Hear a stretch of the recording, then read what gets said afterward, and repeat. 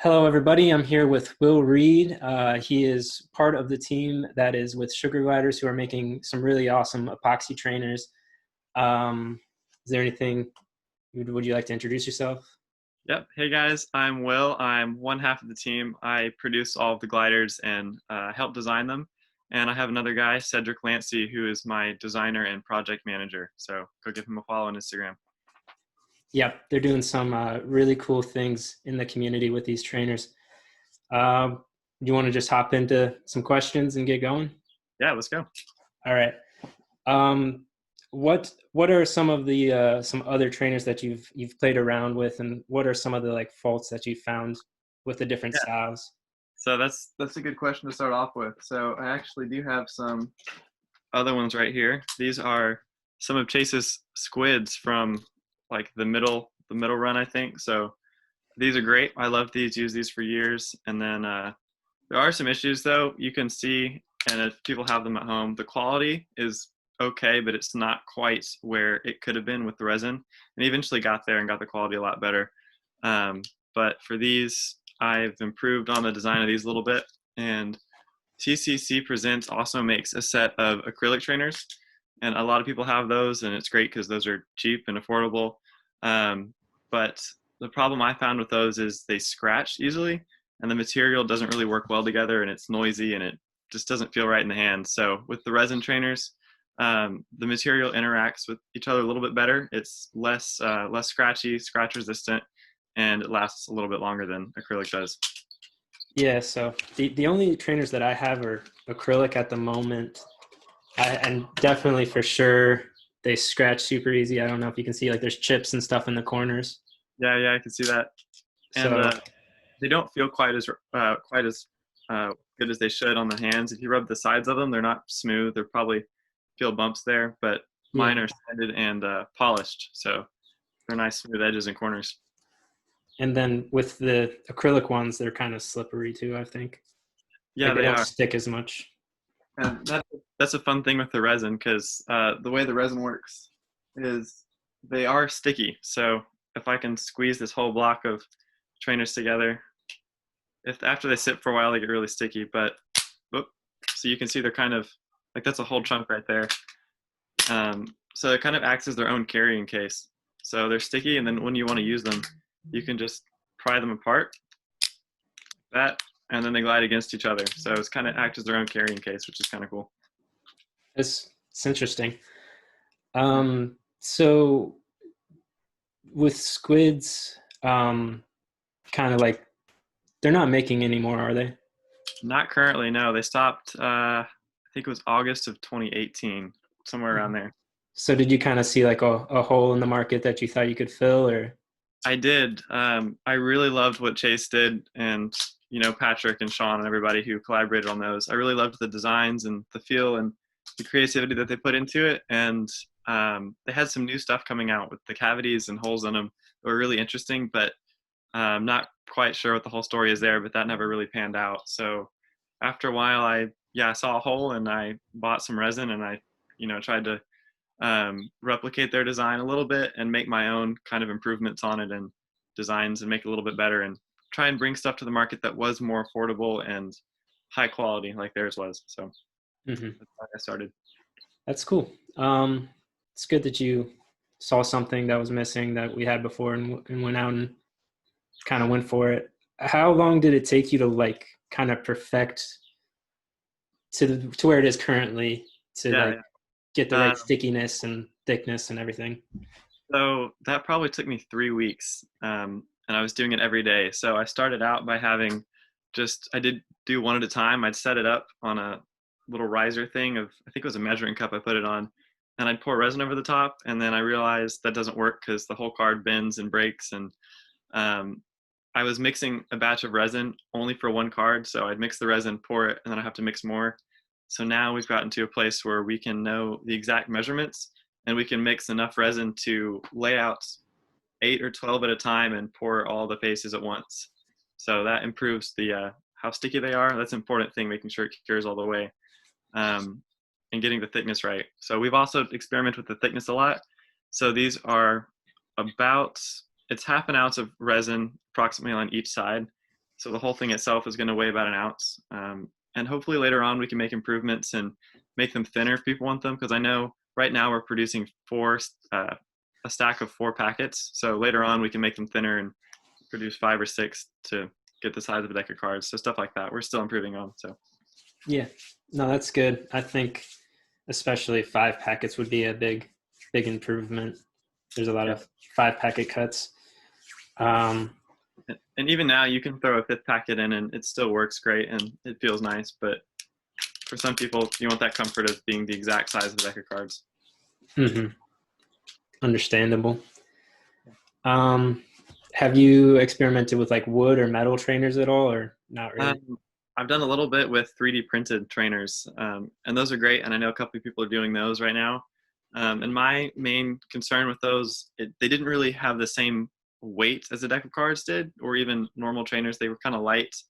So for things like deck flips and spins and corner grips, it kind of felt off a little bit, and not similar to a deck of cards. But with the resin, since we are able to measure it out exactly, the weight, it gets closer to a deck of cards and it feels a little bit better.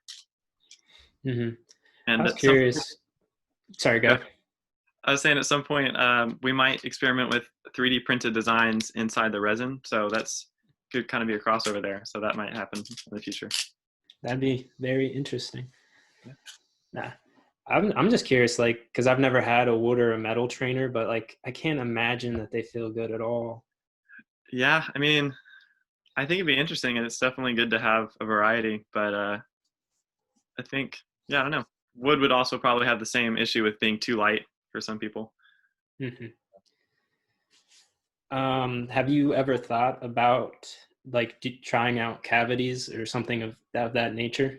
I have. So I have this run right now. I have 5 or 6 designs up on the Kickstarter, and we're planning to do more designs and release those later.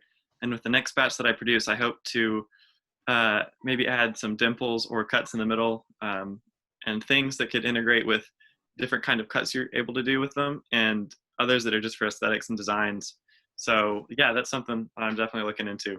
But that's again is more work and experimenting with how Mm-hmm. much resin and how to cut everything out and stuff like that. So Yeah, I'm sure that'll be a process.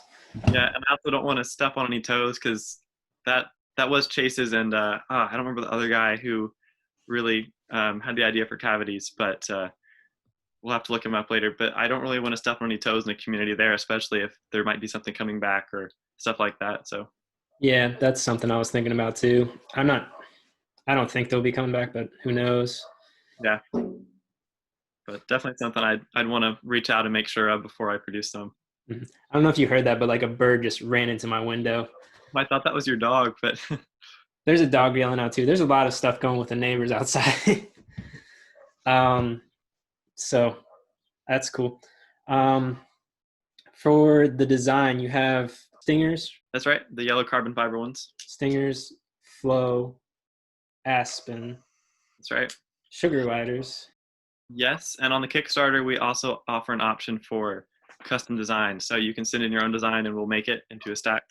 And Chris from the UK had me design these. So these are custom stack. So we can definitely do custom stuff. But here are a few samples right here for the ones you were talking about. These are the Aspens. It has the Sgrglider logo on there. And here's the Flow Glider. This was originally a 3D printed idea, and then we put it into a 2D cardstock thing when the 3D printing didn't work out. And here are the retros. So these are what I have right now. Everything else has been mailed out, but you can see some of the Aspens up there on canvas. So they're all around. So do you have any process of getting inspiration for the designs for these? Does Cedric do the designs, or a little bit of Uh, combination? it's a combination, and for some of them, they're Cedric's original ideas. So the stingers, he sent me some concept art for 3 different designs modeled after cars and kind of car logos. So the stingers were modeled after Camaro, I think. So that's where you get the stripes and the yellow and all that. And that was something I was like, hey, that's great. Let's just print it. And we didn't really change much. And some of them, like the retros, we were kind of jamming with ideas and figuring out what we could do. And I said, let's do something 80s, maybe like a VHS type of deal. So we came up with this and we both worked on it and changed a few things. And this is the final product. Yeah, for the gliders, I think you really nailed the aesthetic of the retro kind of look with the lines and the. It makes me think of VHS tapes. Yeah, that's good. That's what we wanted. And the trailer video, if you look at that on YouTube or the Kickstarter, we kind of incorporated the sounds of the VHS into it and kind of the little screen issues with the VHSs and stuff in there. So we really tried to get that look. Cool. Um, how many custom decks have you done? Like So estimate? I finished. Well, it's since we've just started this, it's not many yet, but I've Yeah. done. I think it's one or two. I've definitely done one and shipped it out, and I have a couple in the works that we're working on. So yeah, and there's other inquiries, and people are always asking to do collaborations for their own designs and send them out. But right now, that's not really something I can do free of charge. Mm-hmm. It's just starting out. But in the future, maybe we'll do some collaborations like that. Cool. Um, so with the trainers, what are some of the benefits that you see as opposed to playing cards or, well, yeah, just playing cards? Yeah, I was curious what else you were gonna say there. For trainers, definitely springs are a lot easier. Yeah. Getting Pharaohs too? Yeah, they're so easy. Anti-pharaohs are really where it's at. But there are pros and cons of each, and I think that it's good to have cards and trainers too. I think they have their place in different areas. And something that I know Chase talked about a lot when people were criticizing him for saying, "Well, it's just easier. It's not cardistry. They're not cards." Yeah, they're not cards, and they're inherently easier because there's less of them, right? You can't drop 52 of these. If you drop them, you just pick one up and drop it back on the stack. So that's something that's nice. Mm-hmm. Uh, Also, these are completely waterproof. We've done a lot of tests with them, and they're completely waterproof. So if they get sticky, you get oils on them, you can wash them off. Something you can't do with cards. Um, and the thing is, these don't wear out. I mean, sure, over time you'll probably drop them and maybe chip a corner here and there, but these are going to last a lot longer than a standard deck of cards will. So, um, and then creatively, it just allows you to get into more ideas in your head faster than cards because you don't have to worry about handling. And if you're about to drop the whole stack, you can play around and get to that point of, oh, that's a cool idea. Let me explore that a little bit further with these than you can cards. And then if you want to transfer it to cards, you can. And just kind of opens up the creative juices a little bit more, I feel like. Yeah, if you have like if you drop a trainer, it's going to take like 5 seconds. But if you drop playing cards, you have to be careful to scoop it up and not get them super dirty if you like the cards, or it Yeah. just takes a while to get them back in your hands to continue. Right. And especially if you're somewhere, like if you're on a public transportation, if you're on a bus somewhere, you don't want to drop your dairy nuggets on the floor. That's just gross. But it doesn't matter if it's these or over water or something like that. It's a lot less, the feeling if somebody's watching you, Mm-hmm. but you are trying to pretend like you don't know they're watching and you're doing cuts and stuff, and you're worried about dropping them. That's something that doesn't happen. Like if you drop these, pick them up, it doesn't hurt them at all. So it's a Cool. pro. I think that's a good point you made about the longevity of them, because I think a lot of people see the price tag being a little bit more than most decks of cards, but they don't encounter that this is going to last them like years, as opposed to maybe like a couple weeks or a month for a deck of cards, depending on how much you use them. For sure. And that's something people always tell me. They're like, well, they're a little bit more expensive than cards. And yeah, like these are priced at $40 and a deck of cards is 10 or 12 and these are going to last forever. So that's kind of evens out in my opinion. Mm-hmm.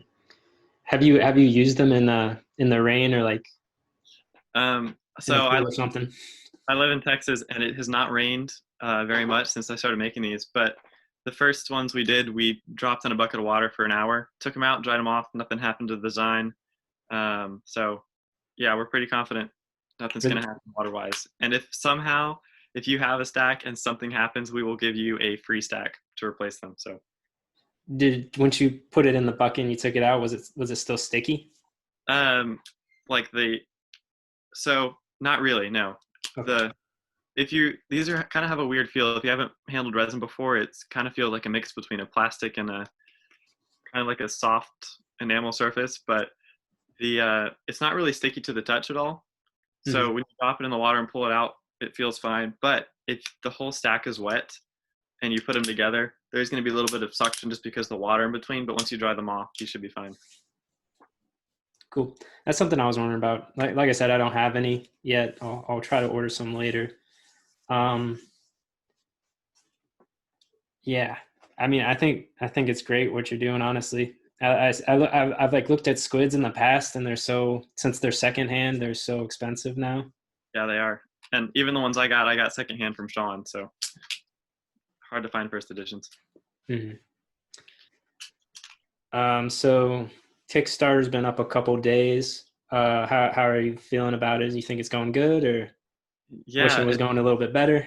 this is my first Kickstarter, so I don't really know what to expect. It's going well. We've had about a backer a day, so it's not bad. So right now, I think we'll get funded, and obviously with stuff like this. And thanks for having me on again, by the way. This helps promote and everything, so I think it'll go well. Yeah, I hope so. I think the low Kickstarter $1,000 is I think it'll happen. I think you're at like 20%. It looks like about when I checked. I haven't looked today. I'm trying not to look every day to stress myself out, but I think we're right around 20%. So Yeah, I understand that. So cool. Do you want to talk about any of the flourishes you've made? yeah. So like I said, with these, the creative process kind of opens up a little bit more. So um, I was into cardistry for 3 or 4 years before I started doing this, and I really liked it. But I wasn't as proficient with coming up with my own moves. And once I got these in my hand, it's a lot easier, and you kind of start to see how the mechanics work without having to worry about how many cards or dropping them or anything like that. So I think I've created 5 or 6 different cuts that I'm really proud of and took a long time to work on. So one of those will be up on the Kickstarter as a reward for 5 or any amount up. And I plan to, after this Kickstarter's done, we're going to film some tutorials and put those up for everybody free. So yeah, I'm excited to show people what I've been working on. And there is one up right now on YouTube, so link them to that. Yep, I'll have the link in the description, and then I'll have a channel. If you guys want to subscribe to him, to Will, definitely do it. And Cedric, the team. Yes. Cool. I think something I was just thinking about just now as you were talking about that too, though, is kind of like limiting the amount of cards you have and like the stuff you have kind of could create creativity. Because, like in movies and music, like when they have limited resources, they tend to be more creative a lot of times. Yeah, that's right. So I think that could be something with this as well. Yeah, I think so. And especially if you're trying to create not three-handed, that'd be cool. 3-pack sets. Just grow a third hand. It's a lot easier to do with these because you realize this is all you have to create a cut. So it forces you to branch out and make something more creative than anything that's been done before. So I know I've created, I think, 2 one-handed cuts with these, which is a lot more than I would have ever done with cards. And there are some mechanics you can do with these that you just can't do with cards. Like if you want to do a judo flip and spin this packet around and land it up top, it's not going to work as well with cards. They're probably going to all go everywhere. But there are a few mechanics that work better with these than cards. Mm-hmm. One thing I want to mention too is just I'm a big fan of people playing with different styles of cards and trainers and everything as well. For the reason I just said, like different feelings, different spreadability, all that kind of stuff can really impact your creativity, and like getting limited in some places and others.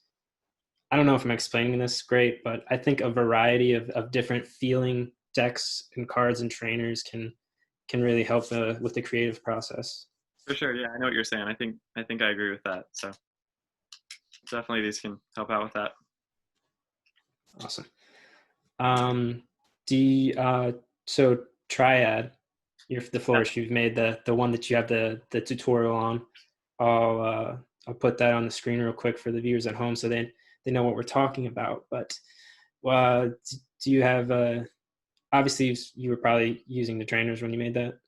I actually wasn't. I made that a couple years ago. No. But there is an interesting thing. So with the deck of cards, I had an ending for it, and I wasn't really happy with it.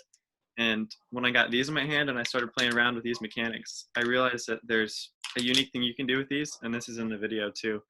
Due to the beveling that happens, because the way the resin domes, you can squeeze the back and you can shoot one out like that, or make a spread or something like that. So I used that mechanic to make a new ending and kind of a new move. So these did definitely help out adding to it and having some new concepts that cards wouldn't allow me to do.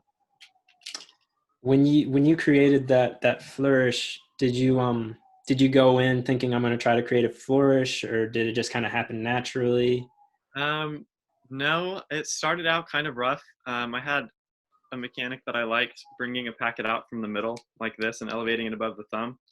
And I was really inspired by Patrick's, what's it called, canvas, the one that looks kind of like this.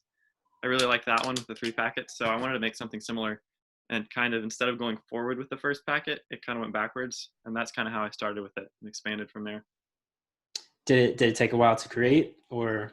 Yeah, it did, and I think, like we probably all do with our own moves, we constantly change them and add new things and realize that looks really stupid, I'm going to change it. So it definitely took a little bit, and the trainers, yeah, I feel like helped me kind of finalize it and end where I wanted to with it. Yeah, I think how long it takes to create a flourish is really interesting, because you'll have the initial concept and then it takes so long for it to feel complete. Sometimes it never even really feels complete. And like you're always adding to it, but Yeah, that's one of the cool things. and then at the end, you're so proud of the thing you've made, and you want to show it to people. And anybody who's not in the community doesn't get it. It's like you spent 2 years for an 8-second cut. It just feels disproportionate, but I still love it, and I think it works well. Yeah, I think what's totally unique about Cardistry as well is that it's so unexplored and so new. Like you could do a packet cut or a move, and there's potential that it's never been done by anybody ever before, which Yeah, is absolutely crazy for like anything. It's one of the most exciting things to Cardistry about me, for me, because it's so unexplored. yeah, it is, and we're constantly adding new things with even decks of cards, new designs, and trainers like we talked about earlier, adding holes and stuff. There's a lot that can happen with it. So I'm really excited to see where it goes in the future. Yeah, it's constantly expanding. Like every time you think like everything's been discovered, someone will drop a video. It's great. It's great. It really is. So I do want to talk about an improvement that I've made since other trainers. I know we talked a little bit about that earlier, but one more thing I thought about was, I know some trainers, some acrylic ones, depending on how they're printed with the infills, if these are paper on the inside and not etched in, or I know the past versions of squids, some of them split when they got wet, because the way Chase made his, at least for some of them, he'd print, or not print, he'd pour the face and then the backs, and he'd glue the two together to get this edge here. And I realized that that allows for water to get in, because the gap between the two isn't closed, so there's just a little bit of cardstock or paper or playing card exposed. So with mine, I pour the face first with clear resin, as you can see here with the design underneath, and then instead of pouring it back separately and gluing it on, I flip the whole thing over and pour directly onto the back. That way it creates a seal all the way around, and the cardstock in here is completely inside. So that's a little bit more in depth about how the waterproofing works. And I do have a halfway done one if y'all want to see. So here's one from the Aspen collection. So this is what one looks like halfway done. Now these are scraps because they didn't turn out great, but Mm-hmm. this is what a back looks like. And even just the half poured open cardstock on the back is waterproof because of it soaks the resin in. So the paper at this point is completely waterproof. Cool. And they make great coasters too. Yeah, So, that's another thing I've heard people say are positives about trainers. yeah, it uses a lot of things. Mm-hmm. Have you looked at like anybody like creating moves that are, like you said, with that concept of the trainer popping out, the epoxy trainer? Have you seen any other moves that like are kind of exclusive to trainers? Um, so yes, a lot of the things that came out when Pocket Park did their first run of squids and everybody's getting their hands on them, a lot of moves were coming out that were cool, and I always looked at them and was like, hey, that's great, I want to learn that. And then I tried to do it with cards, and I realized this just isn't going to happen. And one of the big ones for me was I think it's called Dodge by Chase Duncan. It started off in this kind of grip, sort of how the Nimbus thing went, and that you just can't do that with cards because the size and the way they'd all break apart pretty much. So there definitely are moves that are more subtle when it comes to how exclusive they are to trainers, but especially corner grip stuff, I feel like is really exclusive in some areas. Depending on how you use it, you realize that you can't do it with a deck of cards so well.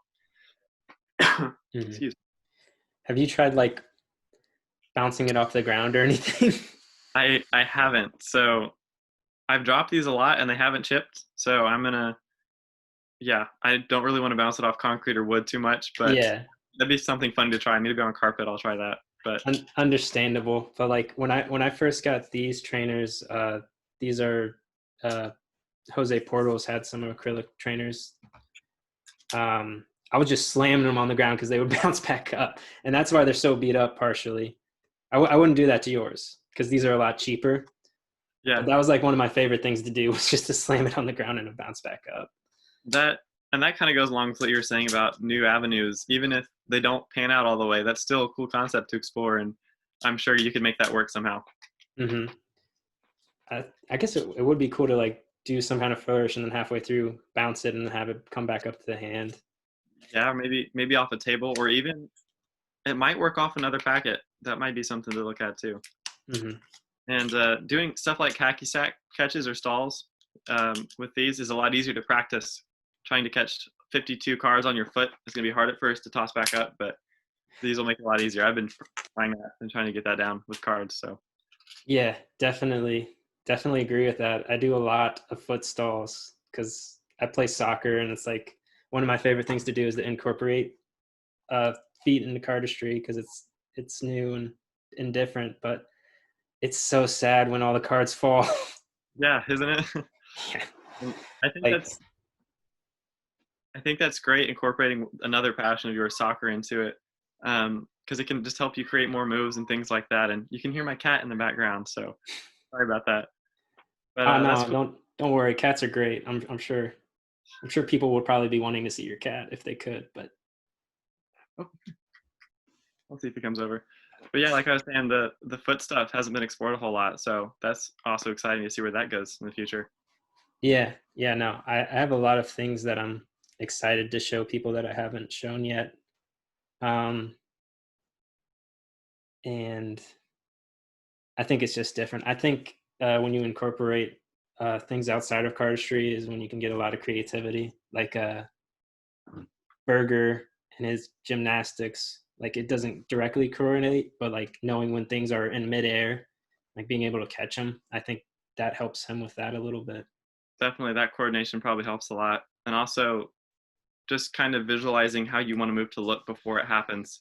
I imagine that helps a lot too. So Mm-hmm. kind of goes along with gymnastics. Yeah. So I really want to see other people incorporate other passions into it. I think that's where we're going to see a lot of more new things than there already is. For sure. For the custom designs you've done, is there any that have been like weird? Um, I won't mention the exact thing that it was, because it's a new deck that's been out for a little bit. But there were a couple ideas that they ran past me. I was like, yeah, I can do it, but I don't think it's a great idea. But again, that's the great thing about custom designs, because I don't have to agree with you on what I think looks good, because it's your design that's being put out. So I think that allows for more creativity too, and pander to different audiences and things like that. But and a lot of them are decks of cards, not just own designs. I've had a couple of those too, but decks of cards that have already been produced. They'll send me the PDF of the uncut sheet, and I can work from that. Or even if you have a deck of cards that you like and you just want one for personal use, you can mail those to me, and I'll put them in a thing of trainers. Like this one was released for the UK Cardistry Con, and I think it was in April, and I got the PDF of these from Chris. I hope he's okay with me saying his name, Chris Liu. And these I really like, and I've been using these a lot. So Yeah, I think the design on that's cool. It's kind of like a yeah, it is. squirrely candy cane, I guess. I don't.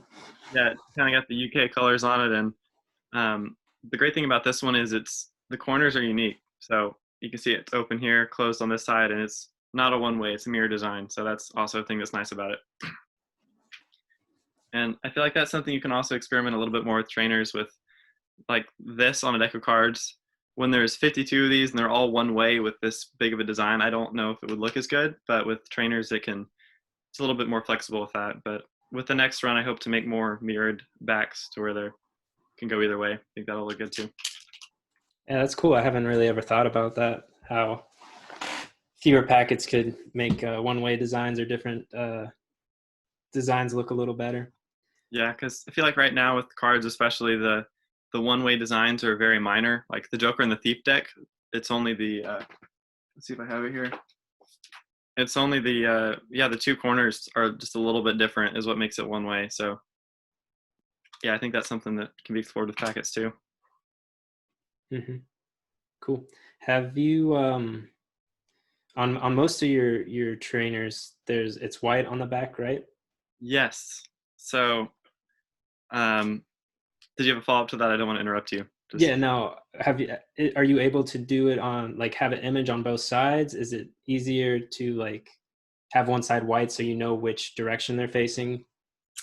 Yeah, so with that, we used titanium dioxide to dye the back color, and it wasn't really a conscious decision, I guess. I mean, the front design was the main part, and then from there we decided we have black pigment right now or white pigment, and obviously I think with these white went a lot better than black would have, but with the stingers we used a black back.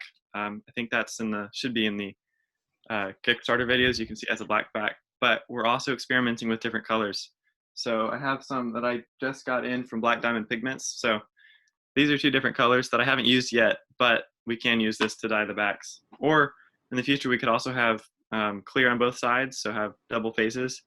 But I do think it's important to have some definition in the way they're facing, because if it was the same design on both sides, it would get a little hard to follow. And at least for me, just a tad OCD, I think it would fit a little better one-sided, but Yeah, I'm open to exploring that a little bit more.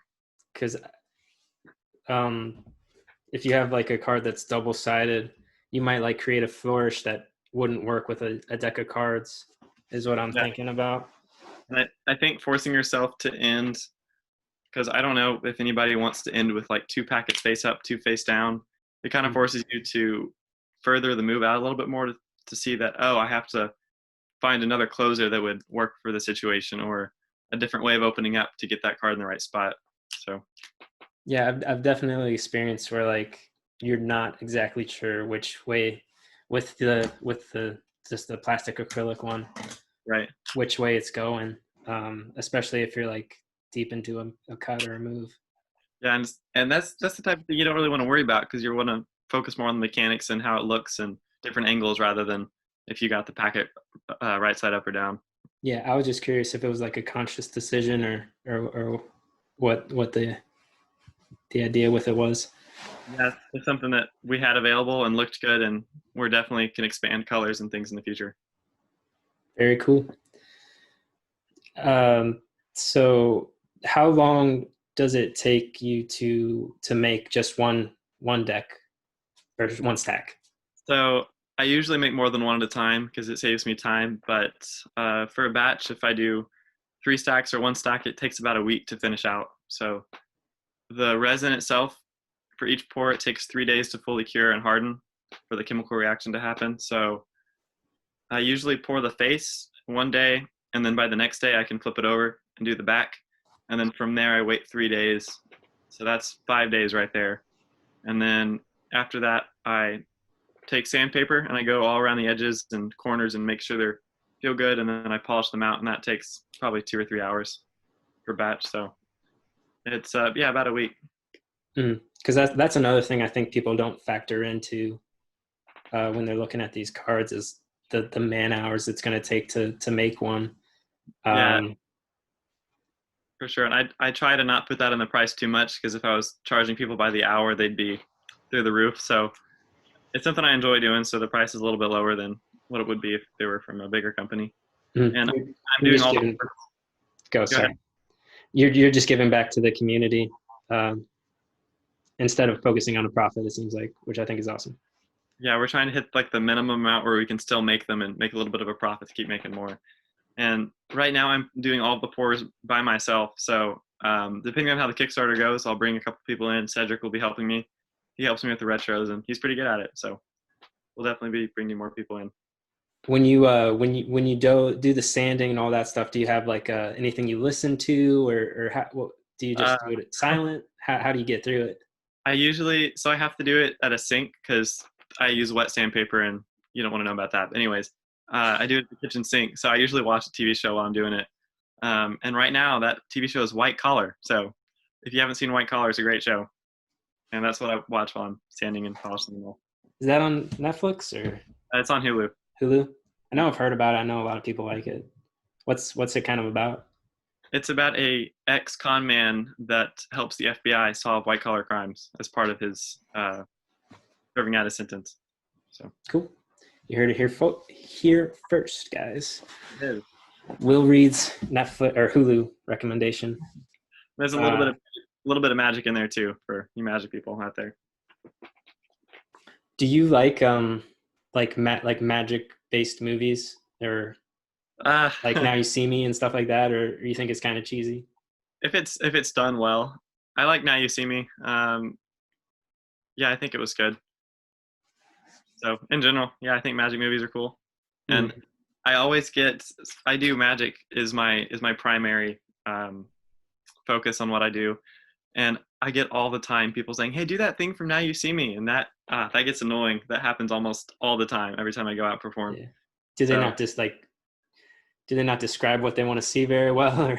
No, they don't know what it is. They're like, that thing with the cards, and you're usually talking about the opening sequence where he does the force of the riffling the cards past their eyes. But yeah, which is like one of the easiest. Yeah, it is. Tricks. But yeah, I like magic movies. I think they're good. The Prestige is a really good one. Oh yeah, that's anything Christopher Nolan I love. Yeah, and that was kind of a different take on it. That wasn't the the close-up stuff we see now. It's back in the olden days, so that was a cool perspective to see. Mm-hmm. And they kind of added some like science type. They did. That was a weird not one. To try to spoil anything, but yeah, there's a twist in there.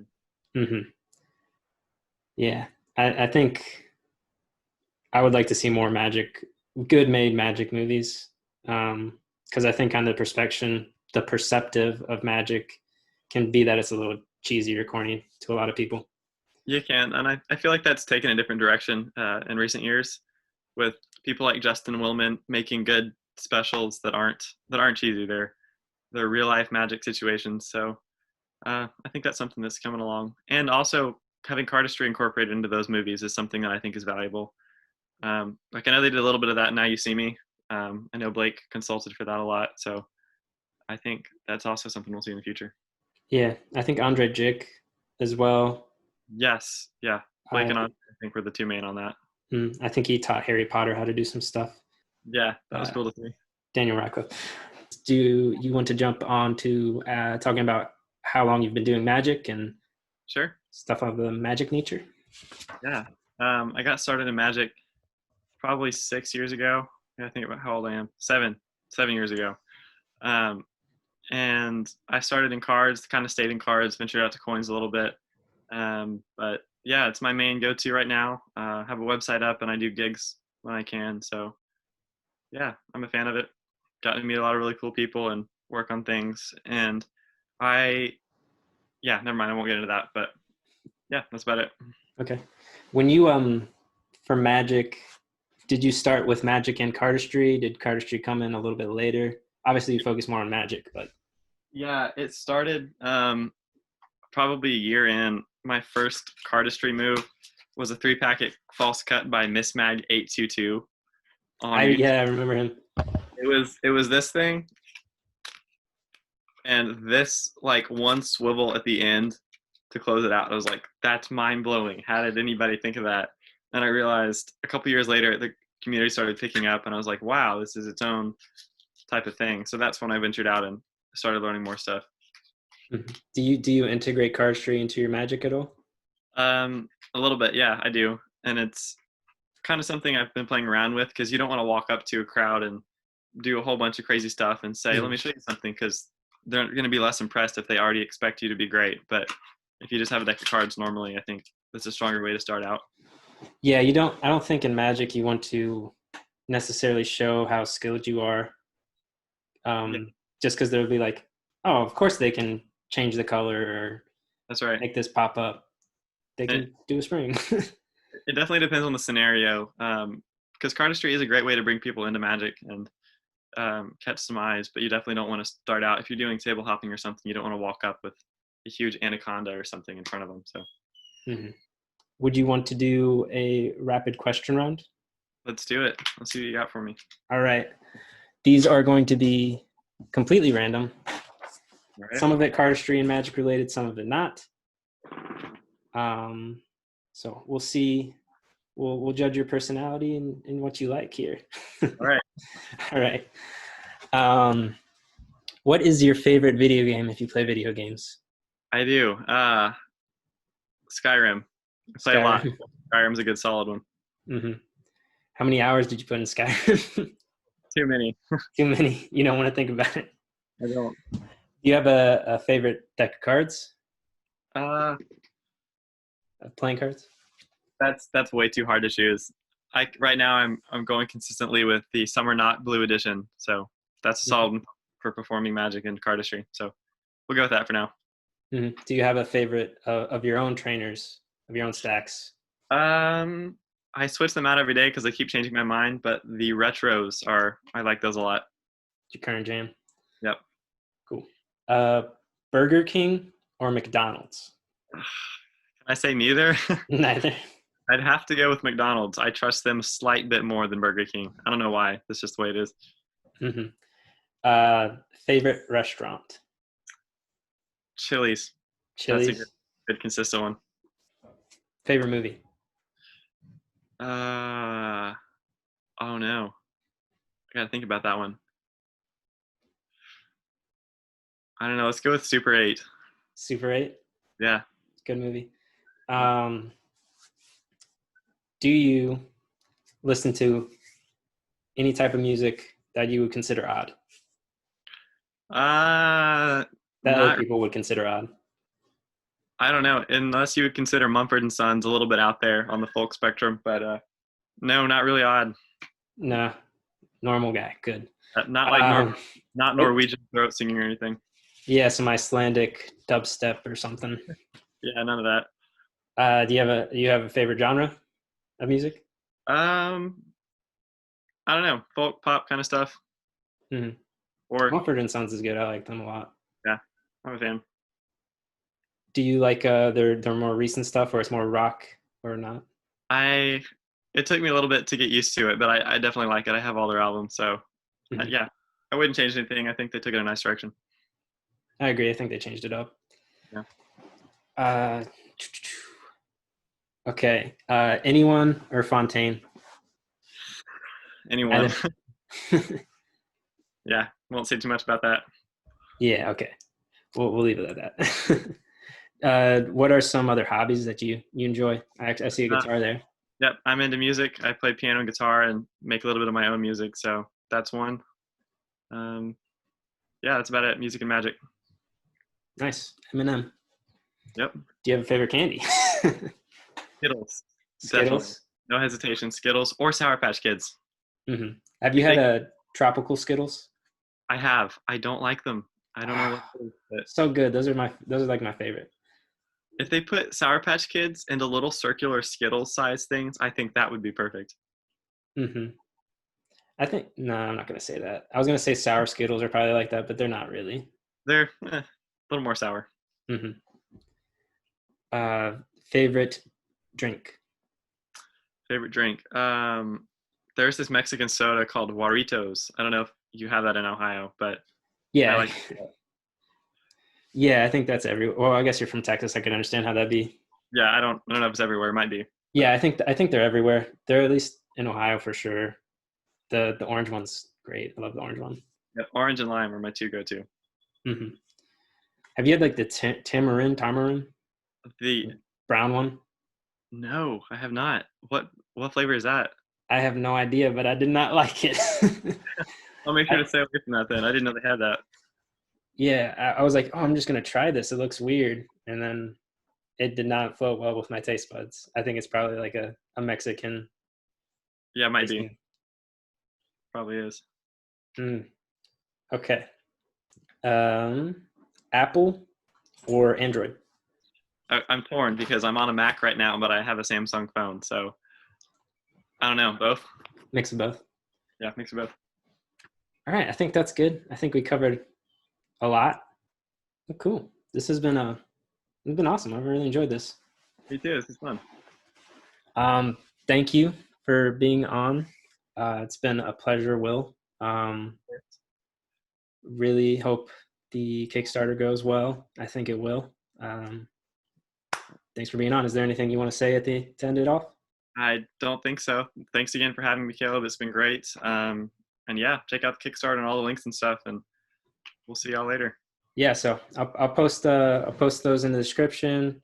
Guys, definitely check out his stuff. He's going to be making some tutorials and some really awesome stuff to help the community. Thank you for being on. Thank you guys for watching, and I hope everybody has a good day. Yep. Peace.